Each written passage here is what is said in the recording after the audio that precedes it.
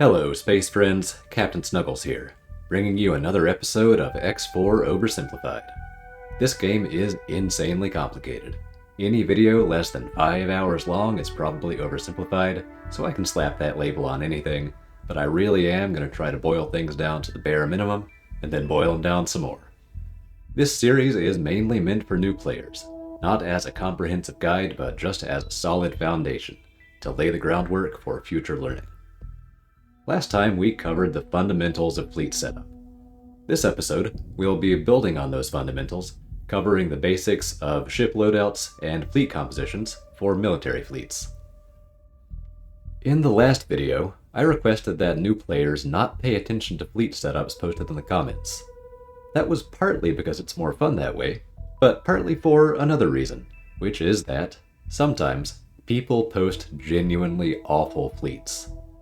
For example, the background footage you're watching is a station demolition fleet that was recommended on Reddit, which has a very impressive success rate of exactly 0%. My goal for this video is to give you enough foundational knowledge to identify terrible fleet suggestions when you see them, and to create your own fleet compositions that at least work better than this. I'll be covering all of this in the context of military fleets of AI-controlled ships in high-attention combat.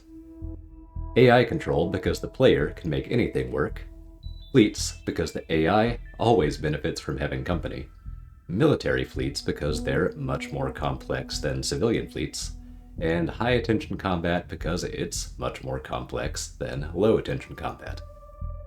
Again, we'll be covering ship loadouts and fleet compositions.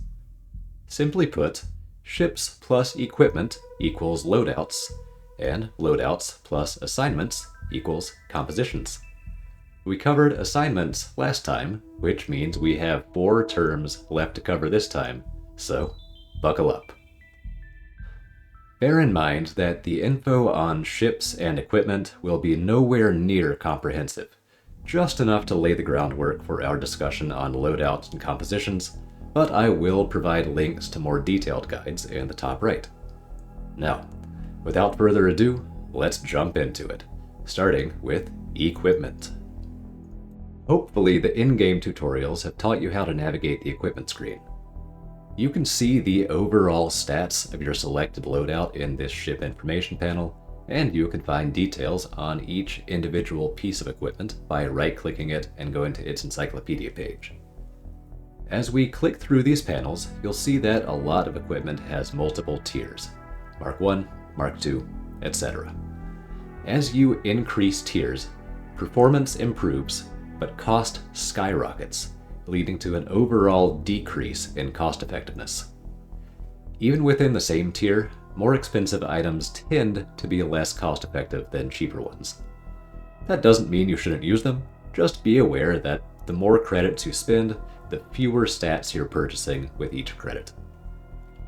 With that in mind, let's move on to the equipment itself, starting with engines. Engines provide straight line thrust, which is balanced against your ship's unique mass and drag coefficients to determine its speed and acceleration. For your combat ships, you generally want combat engines. They have the best top speed, and boost duration. If those aren't available, all-round engines are your next best choice. Next up is thrusters, which provide rotation and translation thrust, which are balanced against your ship's mass and drag to determine its maneuverability. For your combat ships, you generally want combat thrusters. They provide the best strafe speed. If those aren't available, all-round thrusters are your only other choice. Now the shields. All shield stats are important. Raw HP helps your ships survive big bursts of damage, whereas recharge rate and delay help them recover between attack runs. Unlike engines and thrusters, shields aren't affected by the ship they're attached to, aside from just how many shield slots it has. Now, the weapons. There are a lot of them.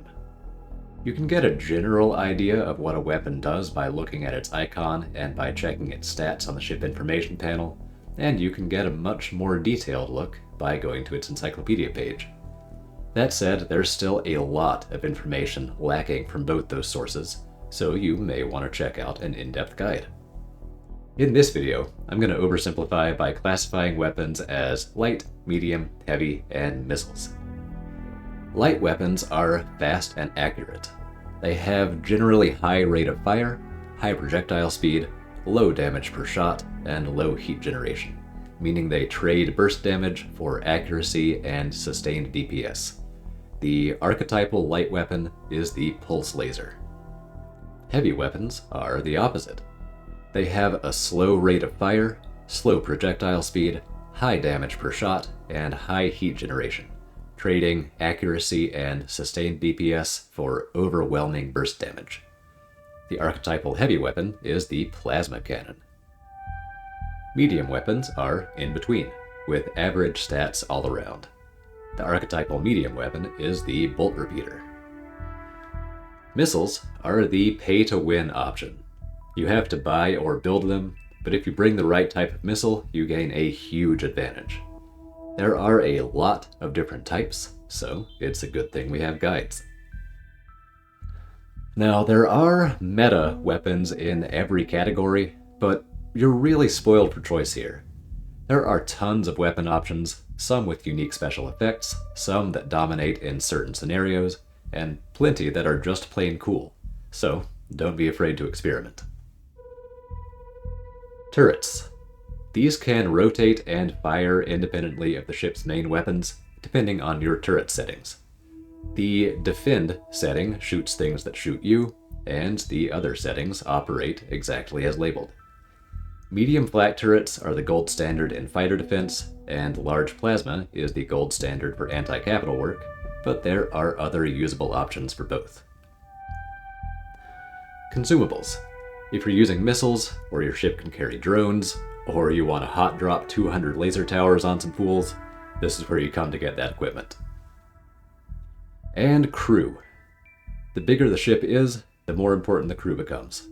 Fill up those service crew slots. Feeling overwhelmed by all this info? Don't worry, Egosoft has your back. They've given us this handy ship comparison tool in the in-game encyclopedia. It lets you compare the ship information panels from up to 3 different loadouts, so it's a helpful tool for figuring out which ships and equipment will meet your needs best. But what are those needs? What are we looking for in a loadout?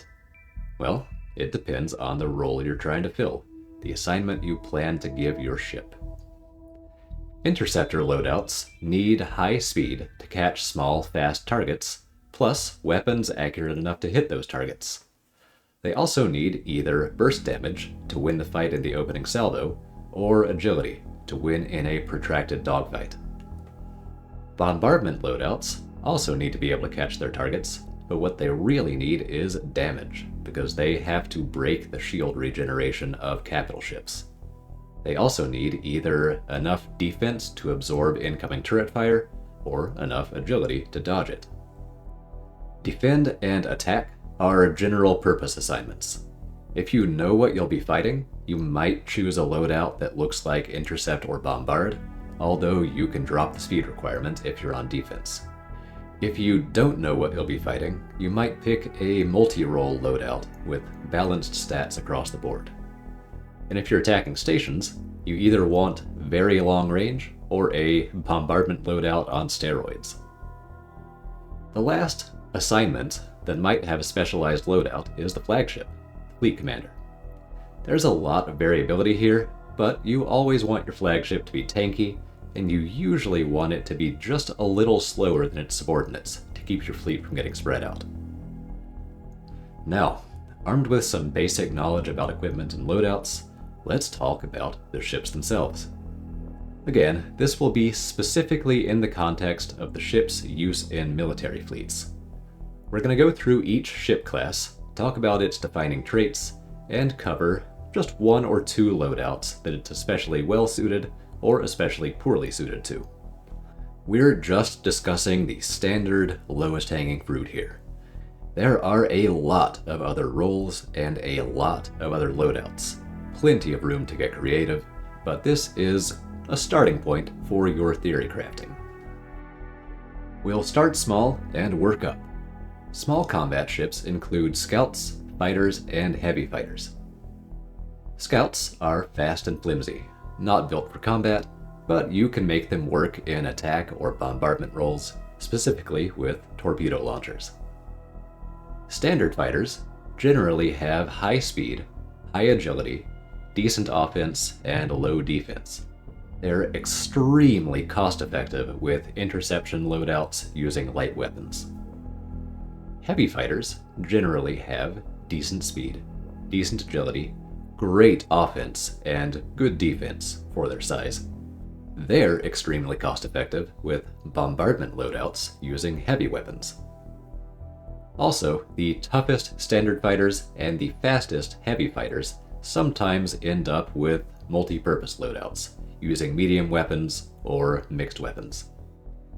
The one thing fighters aren't great at is station demolition. They can do it, but they're not the most efficient option. Now, the medium ships. Corvettes, gunboats, and frigates. They can't evade or tank large turret fire, making them weak against stations and capital ships. However, they're strong against fighters. Their defense is good enough to tank most fighter weapons, and they partially make up for their weak agility with turrets. Corvettes are the aggressive option. Very fast, with lots of primary weapons but relatively few turrets. They're frequently equipped for interception with light weapons or with heavier railgun-style weapons. Gunboats are the defensive option. Relatively slow, with relatively few primary weapons, but lots of turrets. They're frequently set to defend, using turret-based anti-fighter loadouts.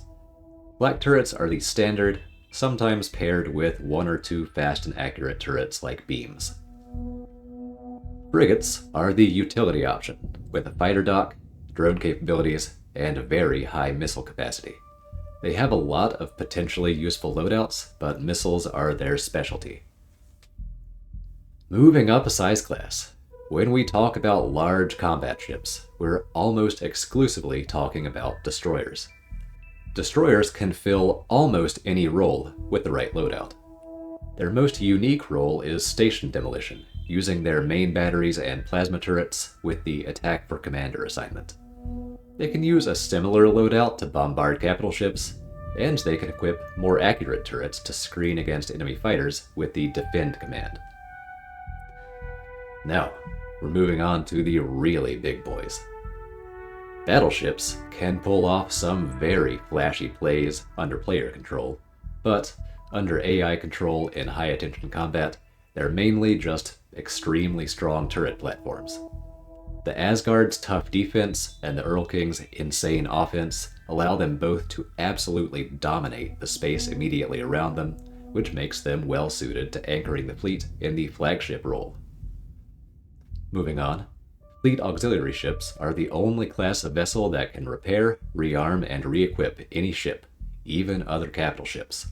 They're also the only class that can have subordinates assigned to trade for them. Their main role is their unique supply fleet assignment, and there isn't much variety in their loadouts for that role, just speed and defense. Some of them are so slow that they'll never be able to keep up with a fleet, in which case you can set their default behavior to provide their services in a specific sector, instead of assigning them a fleet role. Last on the list, at the very top of the food chain, we have carriers, heavily defended motherships that can deploy, repair, and rearm large wings of small and medium ships, greatly enhancing the capabilities of fighters, which are already very strong. Carriers are made to fill the flagship role, and in that role, they use unique tactics. As long as they have fighters available, their AI tries to stay at range, out of direct combat, using its fighters as its primary weapons. Because of that behavior, two really important stats for carriers are speed and total ship capacity, which is the number of internal hangars plus external docks. Fast carriers with lots of docks are great for mobile offensive operations, whereas others will be better suited to defense, especially position defense, which is a carrier-exclusive command that allows you to set up customized battle lines and patrol routes. And with that, we've covered all the major types of military ship, and the equipment that goes on them. The discerning viewer might notice that we're approaching the end of the video and still haven't explicitly discussed fleet compositions. Well, that's because I've already told you everything you need to know. Now, you just need to do some critical thinking. Boo! Off with his head! I know. But hear me out. To craft a fleet composition, think about your goal for the fleet. Sector patrols, station demolition, etc. Then, think about what subordinate assignments you'll need. Patrols will need intercept wings, station demolition will need attack wings, etc. Then, choose ships and loadouts that are suited to those assignments and are able to fight your intended targets. For example, interceptors that can catch a Xenon M and then win a dogfight against it.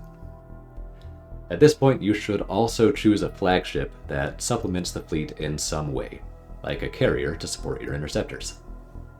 Then, just issue your assignments and set your formations. Bonus points if you layer your fleet so that the subordinates work together effectively, like having an interceptor squadron comprised of a corvette and a few supporting fighters, as shown in my previous guide. And that's how you create your fleet composition. Of course, you can dive deep into the fine details and the fine tuning to create the absolute perfect fleet, but as for the oversimplified version, that's it. Whether you're looking at someone else's recommendations or creating your own, think critically and make sure the fleet will work for you. There are dozens of compositions that can achieve any given goal. Some may be more efficient or effective than others, but if it works and you enjoy it, it's a good fleet. Thanks for watching. I hope you enjoyed. I hope you'll tune in next time, and until then, this is Captain Snuggles, signing off.